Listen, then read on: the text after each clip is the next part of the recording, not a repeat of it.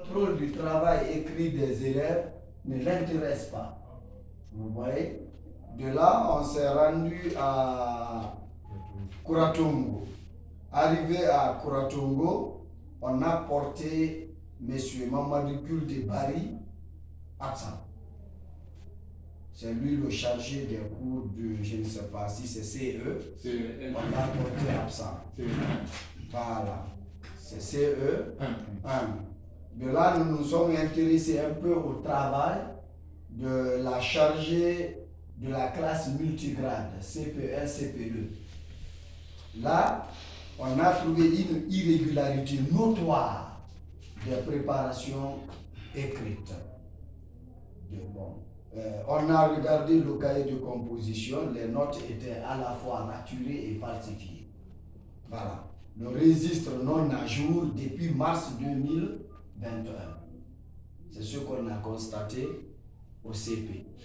De là, nous sommes allés travailler avec la 6e, tenue par le directeur de l'école. À ce niveau, le problème était plus grave au sein de l'établissement parce qu'il était sans cahier de préparation. Sans cahier de préparation. Voilà. Et quand on a demandé le cahier, il dit que c'est perdu lors de leur rencontre pour le choix des sujets.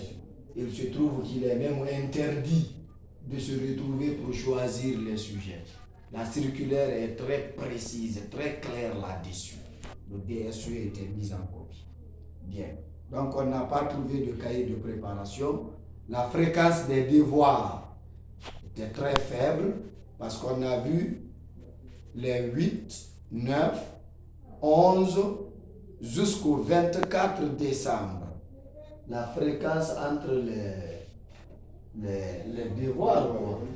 Et cependant, on parle d'évaluation formative. L'évaluation formative s'opère pendant la pratique de la leçon, mais aussi à travers ces exercices de consolidation. Tu donnes l'exercice, tu contrôles, tu te rends compte du niveau d'acquisition chez l'élève. S'il s'agit de consolider, tu prends la décision et puis tu appliques la décision pédagogique y afférente. Mais fort malheureusement, oui, madame, vous allez bien. On est bien arrivé. Oui, et vous? Ça va, Dieu merci. Ah, Bien. Bon séjour. Bien. Donc là, on a trouvé autre chose. Du 3 au 27 avril, pas de devoir de maison. Du 19 avril à nos jours, pas de contrôle de devoir jusqu'à notre passage. Voilà. Donc, à partir de là, nous avons compris que c'est des classes qui sont vraiment abandonnées. Abandonnées, très peu suivies. Parce que si l'enseignant ne fait que ce qu'il veut, il laisse ce qu'il ne veut pas, cela ne va pas dans l'intérêt des enfants. Après ces 4 retours à l'école, la 4e étape fut Kumbama. Là, on a été sidérés. À Kumbama, on a été sidérés. C'est de la caille qu'on nous a fait voir. Parce qu'on a trouvé 4 enseignants absents. 2 titulaires, 2 communautaires.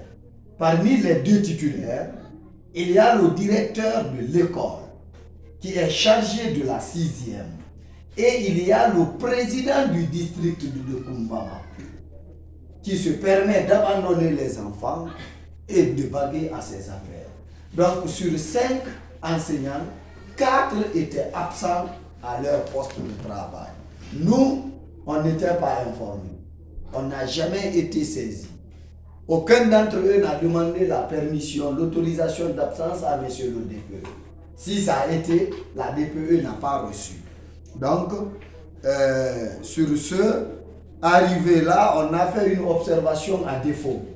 L'enseignant étant absent, on s'est intéressé aux documents de la classe jusqu'à ce qu'on a pu trouver le programme et le cahier de leçon d'un élève.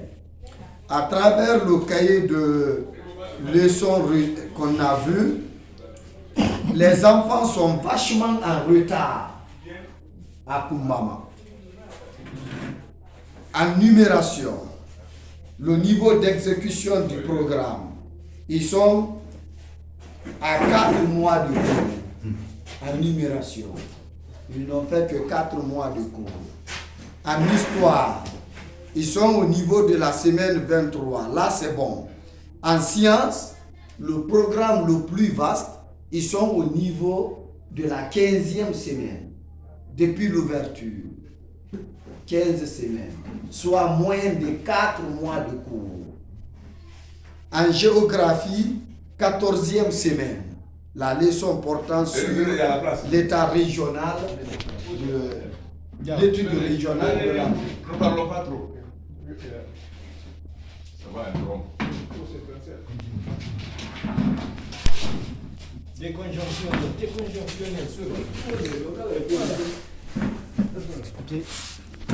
La géographie, le niveau d'exécution des programmes à Kumbama se situe à la 14e semaine.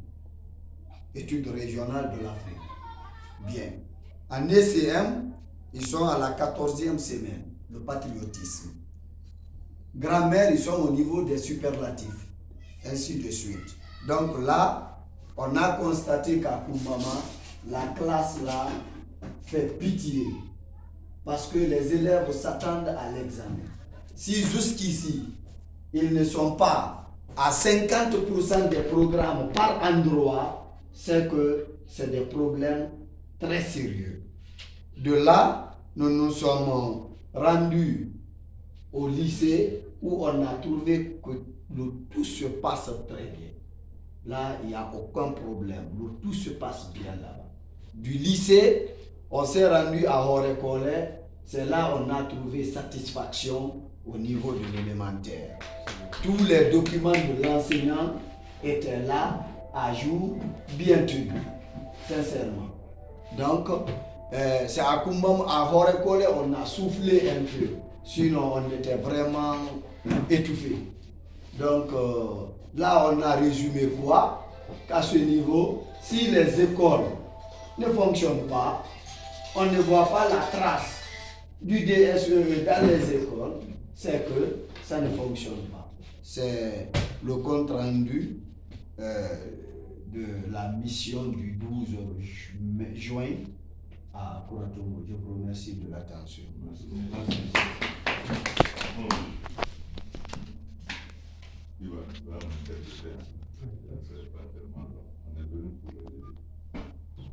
est venu pour aider la communauté. Ah bon? Le maire comprend français? Maintenant. Donc, maire, tu te débrouilles maintenant. Alors, monsieur le sous-préfet, monsieur le maire, monsieur le secrétaire, nous sommes venus pour aider la communauté. C'est notre devoir régalien, c'est de regarder l'école là, on est venu pour ça. On n'est pas venu pour les femmes, on n'est pas venu pour le bon manger, on est venu pour travailler. Et ça, c'est un devoir. Et j'ai toujours dit qu'on ne travaille pas pour un DPE, on ne travaille pas pour un ministre. Ballon n'était pas là, on travaillait. Celui qui a quitté n'est pas notre. Quand le président là-bas quitté tout de suite, on va continuer à travailler. On ne travaille pas pour un président, on ne travaille pas pour un ministre, on ne travaille pas pour un DPE. On travaille parce que c'est un travail, c'est un devoir. Et nous sommes payés pour le travail. Le salaire que nous mangeons là, pour que ça ne soit pas indu, il faut travailler pour ça. Et l'autre joue au malin, au petit malin dans le travail. Le malin ne porte pas fruit. Laissez l'appareil. Je ne suis pas un journaliste, laisse comme ça.